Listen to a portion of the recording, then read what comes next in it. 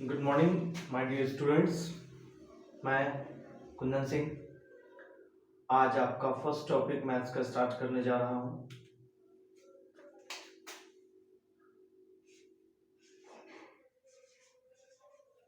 Real numbers.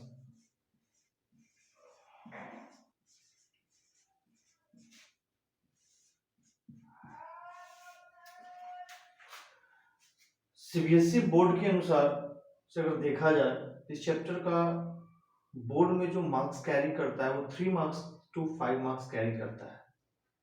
Board के examination में इस चैप्टर से 3 to 5 मार्क्स के क्वेश्चन पूछे जाते हैं पर ईयर और इससे 2 या 3 क्वेश्चन आते हैं। हम लोग इस चैप्टर को देखते हैं और स्टार्ट करते हैं। सबसे पहले इसमें हम लोग कवर करते हैं लेमा। लेमा क्या होता है? What is lemma?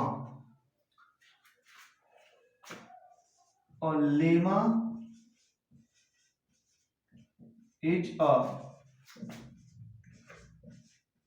Proven statement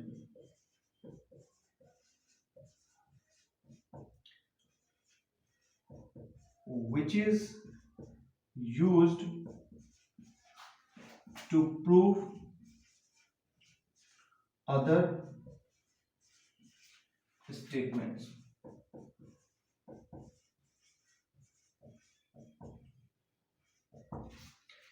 इस बात को समझिएगा, लेमा होता क्या है। तो लेमा एक प्रूवन स्टेटमेंट है जो कि ऑलरेडी पहले प्रूव हो चुका है और उसके हेल्प से किसी दूसरे स्टेटमेंट को प्रूव करते हैं। उस स्टेटमेंट को हम लोग कहते हैं लेमा। इसको एग्जांपल से हम लोग और क्लियर करते हैं। Example,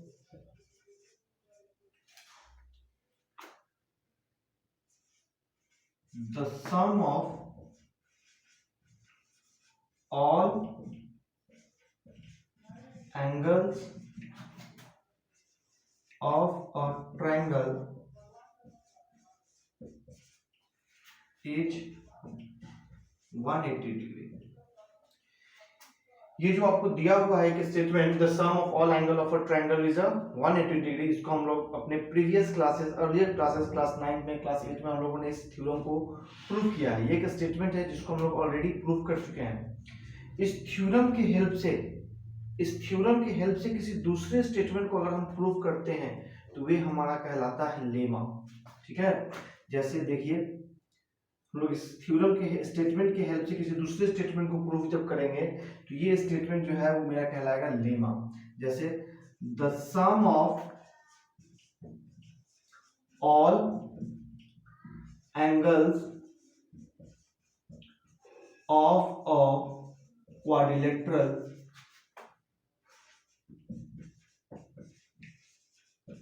is 360 degree. ये भी स्टेटमेंट हम लोग क्लास 9 में प्रूव किए हैं कि sum of all angle of a quadrilateral is 360 degree. ये जो स्टेटमेंट जो आप प्रूव करते हैं, जैसे इसको समझिए, ये मेरा एक ट्रायंगल है ए बी सी। तो पहला स्टेटमेंट मेरा कहता है angle A plus angle B plus angle C equal to 180 degree. ये स्टेटमेंट है। दूसरा जो स्टेटमेंट है वो ये कहता है कि यदि ये एक क्वाड्रिलेटरल है, क्वाड्रिलेटरल आप लोग समझते होंगे कि वैसा कोई भी फिगर जिसमें 4 साइड होता है। ये इस स्टेटमेंट के हेल्प से हम लोग क्या करते थे, डायगोनल्स को ज्वाइन कर देते थे और ट्रायंगल ए बी सी और ट्रायंगल ए डी सी इन दोनों का एंगल को ऐड करते थे। उसके बाद हम लोग ये प्रूव हो जाता था ऑलरेडी कि angle A plus angle B plus angle C plus angle D, तो angle A plus angle B plus angle C plus angle D equal to 360 degree. इस स्टेटमेंट के हेल्प से इस स्टेटमेंट को हम लोग प्रूव किए हैं, इसीलिए इस स्टेटमेंट को हम लोग क्या कहेंगे, लेमा कहेंगे। ये चीज आई होप आपको क्लियर होगा कि लेमा होता क्या है। तो लेमा एक ऐसा स्टेटमेंट है जो कि ऑलरेडी पहले प्रूव हो चुका है और उसके हेल्प से किसी दूसरे स्टेटमेंट को हम लोग प्रूव करते हैं, तो उस स्टेटमेंट को हम लोग क्या कहते हैं, लेमा कहते हैं। आई होप ये आपको वर्ड जो है लेमा क्लियर होगा। अब हम लोग नेक्स्ट टॉपिक पढ़ेंगे यूक्लिड्स डिवीजन लेमा। देखते हैं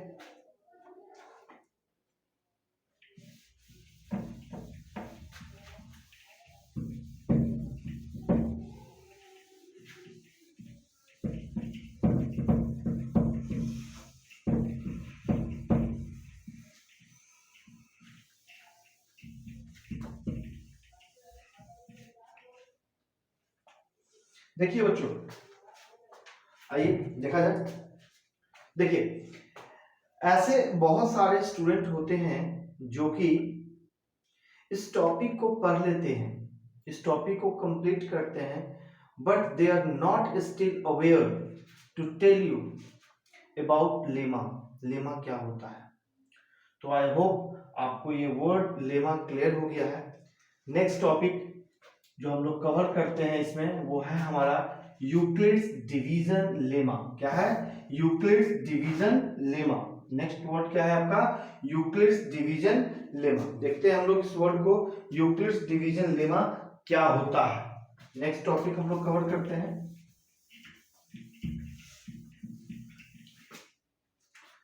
देखिएगा,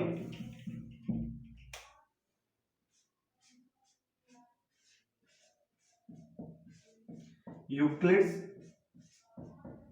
division lemma. Euclid's division lemma क्या होता है? What is Euclid's division lemma? Lemma है क्या? यूक्लिड्स डिवीजन लेमा, मैंने आपको यहां से वर्ड सबसे पहले क्लियर किया है, लेमा। लेमा क्या होता है? तो लेमा एक प्रूवन स्टेटमेंट है जिसके हेल्प से हम लोग किसी दूसरे स्टेटमेंट को हम लोग प्रूव करते हैं, उसको हम लोग क्या कहते हैं? लेमा। तो आइए सबसे पहले समझते हैं कि यूक्लिड्स डिवीजन लेमा क्या है। तो लेमा एक स्टेटमेंट है जिसके हेल्प से आप किसी दूसरे स्टेटमेंट को प्रूव करते हो। डिवीजन एक मैथमेटिकल ऑपरेशन है। यूक्लिड्स जो है वो एक मैथमेटिशियन हुआ करते थे जो प्रीवियस क्लासेस में उन्होंने हमें एक स्टेटमेंट दिया, एक रिलेशन दिया है, उस रिलेशन को हम लोग पढ़ते हैं यूक्लिड्स डिवीजन लेमा के अंतर्गत। और ये स्टेटमेंट आपका क्या कहता है उसको समझिए। कहता है late A and B be a positive integers।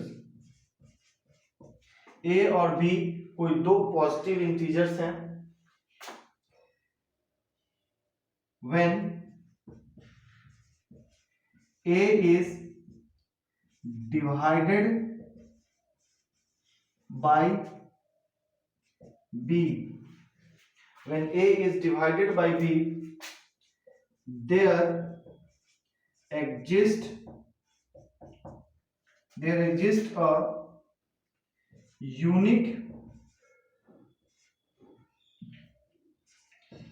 integers Q and R satisfying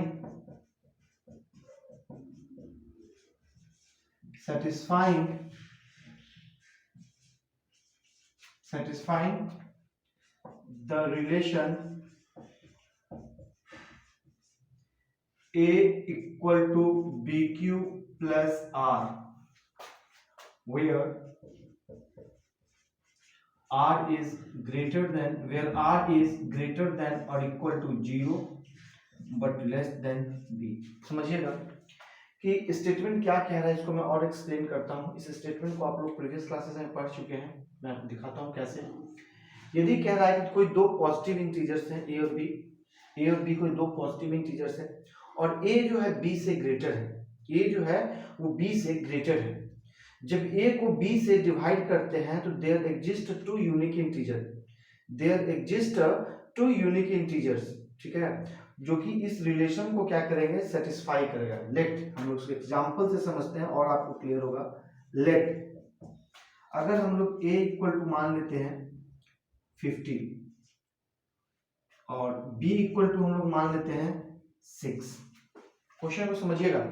यहां पर मैंने आपको जो स्टेटमेंट लिखा है उसके अकॉर्डिंग देखिए, a और b कोई दो पॉजिटिव इंटीजर्स हैं, मैंने मान लिया a मेरा 50 है, b मेरा 6 है। उसके बाद मैंने स्टेटमेंट लिखा है when a is divided by b, जब a को b से डिवाइड करते हैं, देखिए यहाँ पे, यहाँ 50, जब इसको 6 से हम लोग डिवाइड करेंगे तो 8 टाइम 48।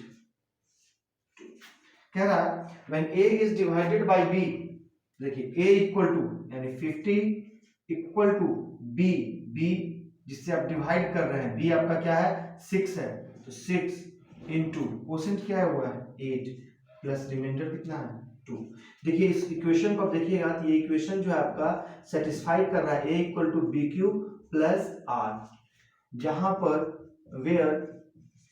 वेयर आर जो है, आर का वैल्यू आर जो है ग्रेटर देन इक्वल टू 0 है बट लेस देन क्या है बी, ठीक है, यानी 2 यानी 6 यहाँ पे, सॉरी, ठीक है। ये चीज आपको क्लियर हुआ। ये एक रिलेशन देता है जो इस रिलेशन को सेटिस्फाई करता है। यहाँ पे Q का मान आपका 8 है और R का मान कितना है 2 है। देखिए इसको प्रीवियस क्लासेस में हम लोग क्या पढ़े थे, इस रिलेशन को हम लोग प्रीवियस क्लासेस में देखा हुआ है कि dividend equal to divisor into quotient plus remainder. ये मेरा अर्लियर क्लासेस में देखिए यही रिलेशन आपको ये लिखा हुआ है और इसी को हम लोग पहले पढ़ चुके हैं। अब हम लोग इसको यूक्लिड डिवीजन लेमा के नाम से जानते हैं। इस रिलेशन को हम लोग स्टडी करते हैं। आइए हम लोग अगला टॉपिक जो है कवर करते हैं। आई होप आपको ये चीजें क्लियर हो रही हैं। जिन बच्चों को ये चीजें समझ में आ रहा है, किसी को अगर कोई प्रॉब्लम है तो वीडियो को 2 मिनट के लिए रोके, ये पूरा इक्वेशन, पूरा जो भी स्टेटमेंट मैंने लिखा है इसको कॉपी में साथ साथ लिखते चले। इससे क्या होगा कि आपको कॉन्सेप्ट भी क्लियर होगा और जब आप क्वेश्चन बनाना स्टार्ट करोगे तो वहां पे आपको कोई प्रॉब्लम फेस नहीं करना पड़ेगा। आइए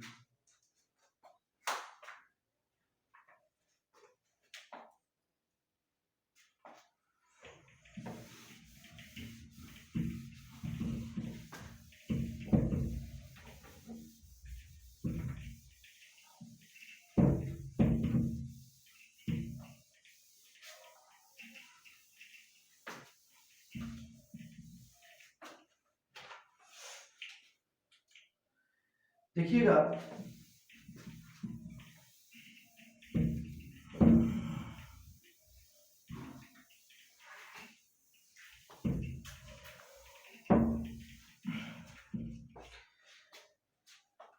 अब हम लोग इस चैप्टर को आगे कंटिन्यू करते हुए इसमें एक एक चीजों को हम लोग सीखेंगे।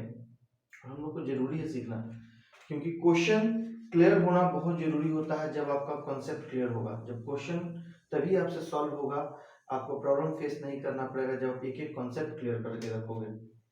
आइए अब हम लोग अलग टर्म समझते हैं, एल्गोरिदम। एल्गोरिदम क्या होता है? सबसे पहले तो हम लोग ये समझते हैं कि एल्गोरिदम क्या है। तो एल्गोरिदम जो है आपका, N algorithm is a series of well defined steps. An algorithm is a series of well-defined steps which gives procedure to solve any problems. कह रहा है एल्गोरिदम जो है ये आपका series of well defined steps है। मींस ये आपको जैसे आपको मान लीजिए कोई प्रॉब्लम होता है तो उस प्रॉब्लम को सॉल्व करने के लिए जो आप step by step process involve करते हो, उस स्टेप्स को हम लोग कहते हैं एल्गोरिदम। हमें जो पढ़ना है अगला टॉपिक जो इसी से रिलेटेड है, यूक्लिड्स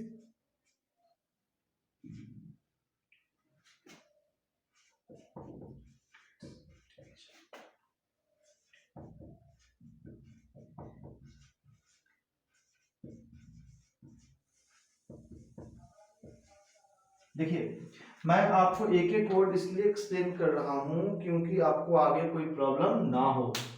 मैंने यहाँ जो नेक्स्ट टॉपिक आपको जो पढ़ना है वो आपको पढ़ना है यूक्लिड्स डिवीजन एल्गोरिदम।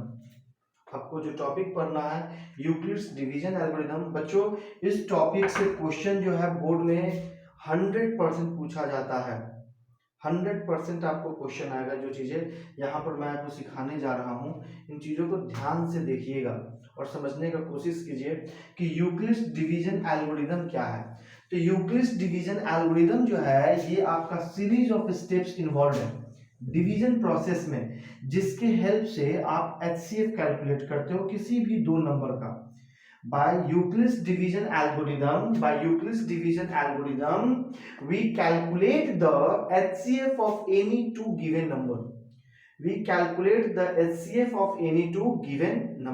तो यूक्लिड्स डिवीजन एल्गोरिदम का यूज क्या है? It is used for calculating the HCF of any two given positive integers. जैसे हम लोग यहाँ पे आपको मैं एक्सप्लेन कर रहा हूं, समझिएगा। एग्जाम्पल से मैं इसको और क्लियर कर रहा हूं।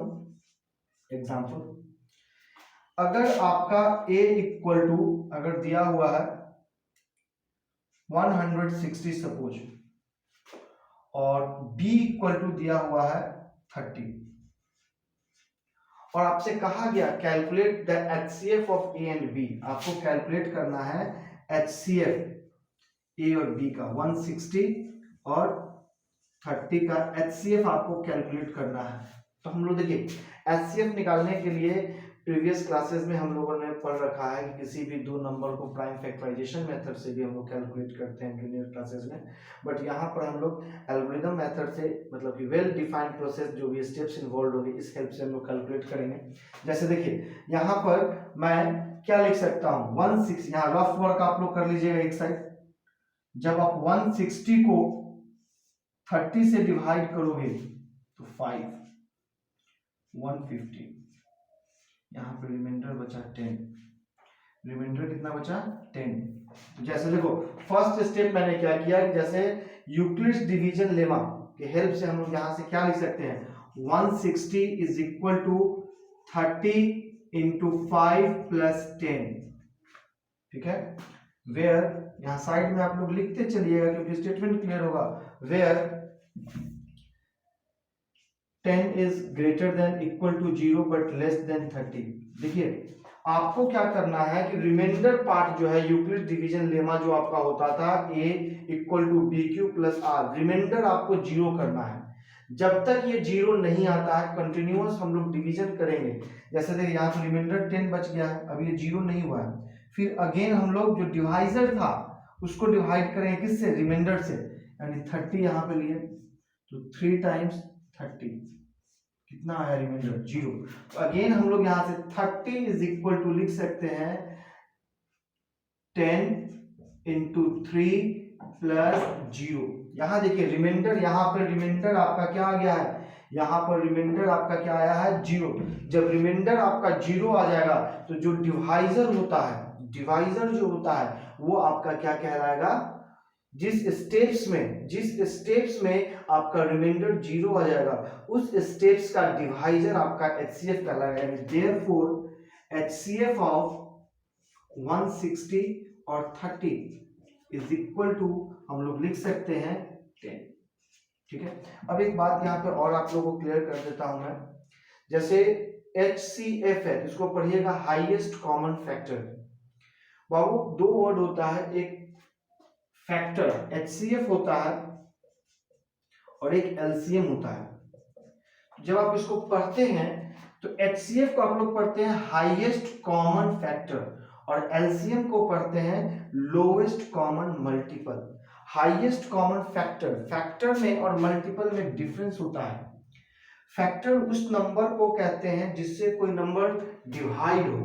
जैसे आपसे बोला जाए 8 का फैक्टर क्या है, सपोज 8 का फैक्टर आपसे पूछा जाए तो वैसे सारे नंबर जिससे 8 आपका डिविजिबल होता है, जिससे 8 आपका डिविजिबल है वो उस नंबर का क्या कहलाएगा, फैक्टर कहलाएगा। अगर आपसे क्वेश्चन पूछा जाए 8 का मल्टीपल क्या है तो 8 का मल्टीपल वैसे सारे नंबर जो 8 के टेबल्स में आते हैं, जो 8 के टेबल्स में आते हैं। जैसे 8 का टेबल में आपको 16 हो गया, 32 हो गया, 40 हो गया। अगर आपसे कहा जाए, मैं आपको एक पॉइंट बताता हूं, किसी भी नंबर का फैक्टर्स जो होगा वो लिमिटेड होता है, वो आपको कैलकुलेट किया जा सकता है। बट किसी भी नंबर का मल्टीपल जो होता है वो इन्फिनिटी होता है, उसको आप कैलकुलेट नहीं कर सकते हो कि हाईएस्ट कितने मल्टीपल होंगे, ठीक है। होप सो आपको ये चीजें क्लियर हुई होंगी।